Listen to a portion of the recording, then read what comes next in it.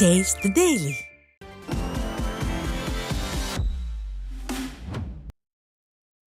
தேனி பேருந்து நிலையம் அருகே ஆட்டோக்களை நிறுத்துவதற்கு அனுமதி மறுக்கப்பட்டதை கண்டித்து வாக்குவாதத்தில் ஈடுபட்ட ஆட்டோ ஓட்டுநர்கள் கைது செய்யப்பட்டனர். இப்பகுதியில் போக்குவரத்துக்கு இடையூறு ஏற்படுவதாக கூறி ஆட்டோக்களை நிறுத்துவதற்கு காவல்துறையினர் தடை விதித்ததாக தெரிவிக்கப்பட்டுள்ளது. இந்நிலையில் இதுகுறித்து கேள்வி எழுப்பிய 8 ஓட்டுநர்களும் அதைத் தொடர்ந்து வாக்குவாதத்தில் ஈடுபட்ட 60 பேரும் அராஜக போக்கில் கைது செய்யப்பட்டனர். வாழ்வாதாரத்தை இழந்து தங்களை இரக்கம் இன்றி விடியாத அரசின் ஏவல் துறை கைது செய்ததாக ஆட்டோ ஓட்டுநர்கள் வேதனை தெரிவித்துள்ளனர். எங்களுடைய வாழ்வாதாரம் பாதிக்கப்பட்டு இப்போ 8 பேரை அரெஸ்ட் பண்ணி உள்ளே வச்சுருக்காங்க. இப்போ பாதிக்கப்பட்டு எங்கள் தொழில் பாதிக்கப்பட்டு எங்களுடைய குடும்பம் ரொம்ப கஷ்டப்பட்டுக்கிட்டு இருக்கு. எங்கள் பிள்ளைகளுக்கு ஃபீஸ் கட்டுறதா இருந்தாலும் எதாக இருந்தாலும் எங்களை வீட்டு செலவுக்கு எல்லாமே இந்த ஆட்டோ ஸ்டாண்டை நம்பித்தான் எங்களுடைய பொழப்பு ஓடிக்கிட்டு இருக்கு.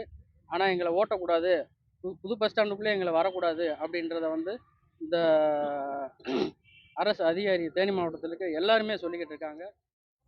தூத்துக்குடி மாவட்டம் எட்டயபுரத்தில் பொங்கல் பண்டிகையை முன்னிட்டு ஆட்டு சந்தையில் 9 கோடி ரூபாய்க்கு ஆடுகள் விற்பனையானது. எட்டயபுரம் ஆட்டு சந்தையில் 12,000 முதல் 15,000 ரூபாய் விற்பனையானது. ஆடுகளின் விலைகள் உயர்ந்திருந்தாலும் ஆட்டுக்கிடாய்கள் அதிகளவில் விற்பனையானதால் ஆட்டு இறைச்சி விலை கிலோ ஒன்றுக்கு 100 ரூபாய் முதல் 200 ரூபாய் வரை உயர வாய்ப்பு உள்ளதாக வியாபாரிகள் தெரிவித்துள்ளனர்.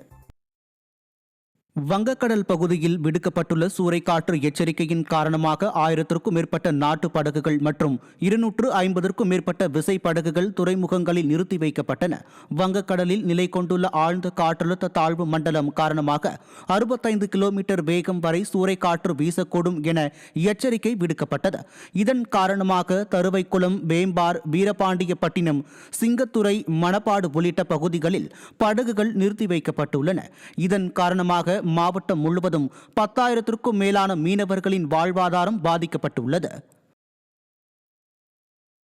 சேலம் மாவட்டம் மேட்டூர் அருகே சாலை விபத்தில் 3 இளைஞர்கள் உயிரிழந்த நிலையில் சிதிலமடைந்துள்ள சாலையை சீரமைக்காததை கண்டித்து பொதுமக்கள் சாலை மறியலில் ஈடுபட்டனர். வனவாசி பகுதியில் இருசக்கர வாகனம் மீது சரக்கு ஆட்டோ மோதிய விபத்தில் 3 இளைஞர்கள் உயிரிழந்த நிலையில் குண்டும் குழியுமாக சிதிலமடைந்துள்ள சாலையால் தொடர் விபத்துக்கள் ஏற்படுவதாகவும் சாலையை சீரமைத்து வேகத்தடை அமைக்க வலியுறுத்தியும் 100க்கும் மேற்பட்ட பொதுமக்கள் சாலை மறியலில் ஈடுபட்டனர். கருணாநிதிக்கு சிலை மற்றும் பூங்கா அமைக்கும் ஸ்டாலின் பொதுமக்களின் அடிப்படை தேவையான சாலை வசதியை அமைத்து தர மனம் இல்லையா என அப்பகுதி மக்கள் கேள்வி எழுப்பியுள்ளனர். திருவண்ணாமலை மாவட்டம் ஆரணி அருகே பொங்கல் பண்டிகையொட்டி மாட்டுச் சந்தையில் 1 கோடி ரூபாய் வரை மாடுகள் விற்பனையானது. கேளூர் பகுதியில் செயல்பட்டு வரும் மாட்டுச் சந்தையில் தமிழகத்தில் பல்வேறு மாவட்டங்களில் இருந்தும் ஆந்திரா, கர்நாடகா, கேரளா போன்ற மாநிலங்களில் இருந்தும் ஏராளமான மாடுகள் கொண்டு வரப்பட்டு விற்பனை செய்யப்பட்டு வருகின்றன. பல்வேறு வகையான மாடுகள் 50,000 முதல் 2 லட்சம் வரை விலை போன நிலையில் 1 கோடிக்கு மேல் விற்பனை நடைபெற்று வருவதாக விவசாயிகள் மற்றும் மாட்டு வியாபாரிகள் மகிழ்ச்சி அடைந்துள்ளனர். மேலும் மாடுகளை அலங்கரிக்க பயன்படுத்தப்படும் பொருட்களின் விற்பனையும் அமோகமாக நடைபெற்றன. தஞ்சாவூர் மாவட்டம் பட்டுக்கோட்டை அருகே தனியார் நெல் அரவை மில்லில் இருந்து தொடர்ந்து தூசி வெளியேறுவதால் நோய் தொற்று ஏற்படும் அபாயம் உள்ளதாக அப்பகுதி மக்கள் சாலை மறியலில் ஈடுபட்டனர். கொண்டிக்குளம் பகுதியில் இயங்கி வரும் தனியார் நெல் மில்லில் இருந்து நீண்ட நாட்களாக தொடர்ந்து தூசி வெளியேறி வருவதால் அக்கம் பக்கத்தில் உள்ள குடியிருப்பு பகுதிகளில் வசித்து வரும் மக்களுக்கு நோய் தொற்று ஏற்படும் அபாயம் உள்ளதாகவும் இதுகுறித்து சம்பந்தப்பட்ட துறை அதிகாரியிடம் பலமுறை புகார் தெரிவித்தும் எந்தவொரு நடவடிக்கையும் எடுக்காததை கண்டித்து அப்பகுதி மக்கள் சாலை மறியல் போராட்டத்தில் ஈடுபட்டனர். திருச்சியில் மாநகராட்சி அலுவலக மேற்கூரை அடிக்கடி பெயர்ந்து விழுவதாக பொதுமக்கள் குற்றம் சாட்டினர்.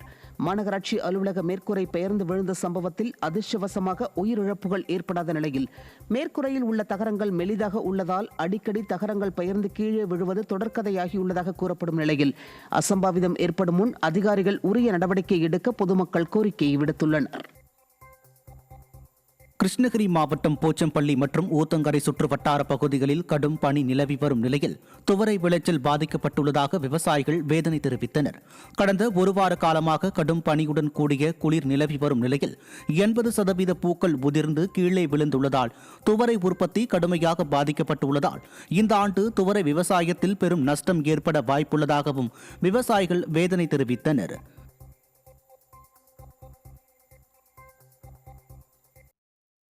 கிருஷ்ணகிரி மாவட்டம் தருமபுரி மாவட்ட எல்லையில் உள்ள மஞ்சமேடு தென்பெண்ணை ஆற்றுக்குள் இறங்கி நீராடும் மக்கள் கான்கிரீட் கழிவு கற்கள் கொத்தி காயத்துடன் திரும்பிச் செல்லும் அவலநிலை உள்ளது. பழைய பாலத்தை இடித்து இரும்பு கம்பிகளை பிரித்தெடுத்த மாவட்ட நிர்வாகம் கான்கிரீட் கழிவுகளை ஆற்றிலேயே விட்டுச் சென்றது. இதனால் பல்வேறு நிகழ்வுகளுக்காக குளிக்கச் செல்லும் பொதுமக்களின் கால்களில் கூர்மையான கற்கள் குத்தி காயம் ஏற்படும் நிலை உள்ளது. நிர்வாக திறனற்ற ஸ்டாலின் அரசின் மாவட்ட நிர்வாகம் ஆற்று படுகையை சீரமைக்க வேண்டும் என அப்பகுதி மக்கள் வேதனையோடு வலியுறுத்தினர். ராமநாதபுரம் மாவட்டம் ராமேஸ்வரம் பகுதி பாம்பன் தெற்கு கடலில் 400 மீட்டருக்கு மேல் கடல் உள்வாங்கி 40க்கும் மேற்பட்ட நாட்டு படகுகள் தரை தட்டி நிற்பதால் மீனவர்கள் அச்சமடைந்துள்ளனர். கடற்கரை ஓரங்களில் உள்ள கடல்வாழ் உயிரினங்களான சிப்பி, சங்கு, நட்சத்திர மீன் உள்ளிட்டவையும் இதனால் வெளியே தெரிகின்றன. கடல் நீர் உள்வாங்கியதில் வாழ்வாதாரத்தை இழந்த மீனவர்கள் நிர்வாக திறனற்ற ஸ்டாலின் அரசின் மாவட்ட நிர்வாகம் கடல்சார் விஞ்ஞானிகளின் மூலம் இதற்கான காரணங்களை கண்டறிவதோடு கடல் பகுதியை ஆழப்படுத்த வேண்டும் என வலியுறுத்தினர். வேலூர் மாவட்டத்தில் இருவேறு இடங்களில் யானைகளின் ஊடுருவல் காரணமாக விவசாய பயிர்கள் சேதமடைந்தன. குடியாத்தம் அடுத்த மோர்தானா கிராமத்தில் பயிரிடப்பட்டிருந்த நெல் மற்றும் தீவன பயிர்களை யானைகள் மிதித்து சேதப்படுத்தியதாக தெரிவிக்கப்பட்டுள்ளது. மேலும் சிந்த கணவாய் கிராமத்தில் குப்பன் என்பவருக்கு சொந்தமான இடத்தில் நுழைந்த காட்டு யானை வாழை மற்றும் தென்னை மரங்கள், கரும்பு பயிர்களை நாசப்படுத்தியதோடு மோட்டார் பைப்புகளையும் சேதப்படுத்தியது. வனவிலங்கு தடுப்பில் திறனற்ற திமுக அரசின் வனத்துறை தோல்வியடைந்துள்ளதால் விவசாய நிலங்கள் பாதிக்கப்படுவதாக பொதுமக்கள் வேதனை தெரிவித்துள்ளனர். சேலம் மாவட்டம் மேட்டூரில் குடிநீர் குழாயில் உடைப்பு ஏற்பட்டதால் லட்சக்கணக்கான லிட்டர் தண்ணீர் வீணாக வெளியேறியது. காவிரி ஆற்றில் இருந்து குழாய் மூலம் காடையாம்பட்டி பகுதிக்கு குடிநீர் விநியோகம் செய்யப்பட்டு வருகிறது. இந்நிலையில் பராமரிப்பு இல்லாததால் கருமலை கூடல் சிப்கோட் தொழிற்பேட்டை வழியாக செல்லும் குழாயில் உடைப்பு ஏற்பட்டு பல ஆயிரம் லிட்டர் சுத்திகரிக்கப்பட்ட குடிநீர் வீணாக வெளியேறியது. ஃபெயிலியர் மாடல் ஆட்சியில் கும்பகர்ணனை விட கொடிய உறக்கத்தில் இருக்கும் குடிநீர் வடிகால் வாரிய அதிகாரிகள் இதுகுறித்து உரிய நடவடிக்கை எடுக்க வேண்டும் என மக்கள் வலியுறுத்தினர்.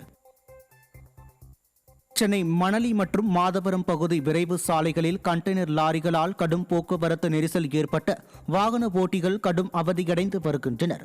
ஸ்டாலின் அரசின் போக்குவரத்து காவல்துறையினர் லாரி உரிமையாளர்களிடம் கையூட்டு பெறுவதால் சாலைகளில் லாரிகள் நிறுத்தப்பட்டு பிற இருசக்கர வாகனம் மற்றும் 4 சக்கர வாகன ஓட்டிகள் கடுமையாக பாதிக்கப்பட்ட பணிகளுக்கு குறித்த நேரத்தில் செல்ல முடியாத நிலை உள்ளது. போக்குவரத்து துறை போக்குவரத்து நெரிசலை சரி செய்ய வேண்டும் என பலரும் வலியுறுத்தினர்.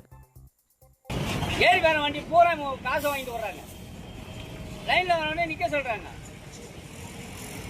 தேவையில்லாம டிராஃபிக் வண்டி போயிட்டு இருக்குது. தேவையில்லாம நெப்போட்டு எங்களை போட்டு சாவடிக்கிறாங்க. செங்கல்பட்டு மாவட்டம் மதுராந்தகத்தில் மின்கசிவு காரணமாக குடிசை வீட்டில் ஏற்பட்ட தீ விபத்தில் சிக்கி 15 வயது சிறுவன் பரிதாபமாக இறந்தார். புலிப்புறக்கோவில் பகுதியில் சின்ன பொண்ணு என்ற மூதாட்டியின் குடிசை வீட்டில் அவருடன் 15 வயது வாய் பேச முடியாத பார்வையற்ற மாற்றுத்திறனாளி பேரன் திவேஷ் வசித்து வந்தார். மூதாட்டி வெளியில் சென்றிருந்த நிலையில் மின்கசிவால் வீட்டில் தீப்பிடித்தது. இதில் அந்த சிறுவன் தீயில் கருகி பரிதாபமாக இறந்தார். மாற்றுத்திறனாளி தீ விபத்தில் இறந்த சம்பவம் அப்பகுதியில் பெரும் சோகத்தை ஏற்படுத்தியுள்ளது. பாதிக்கப்பட்ட குடும்பத்திற்கு உரிய நிவாரணம் வழங்க கோரிக்கை எழுந்துள்ளது.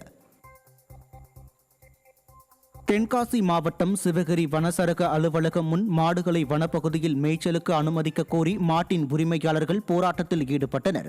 2006ஆம் ஆண்டு வன உரிமை சட்டப்படி சிவகிரி மேற்கு தொடர்ச்சி மலை வனப்பகுதியில் மாடுகளை மேய்ச்சலுக்கு அனுமதிக்க கோரி அப்பகுதி மக்கள் போராட்டத்தில் ஈடுபட்டனர்.